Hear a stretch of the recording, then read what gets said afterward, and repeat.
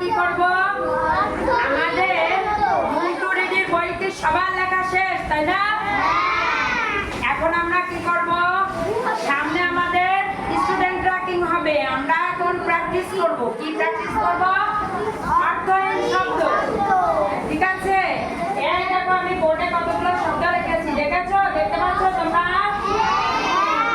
এই শব্দগুলো আমরা সবাই এখন পড়ার চেষ্টা করব। দেখো তো প্রথমে কি লিখেছি? প্রথমে কি লিখেছি? ডালিম। Very good. ডালিম পড়েছি, ডালিম পড়িনি, তাই না? তারপরে তারপরে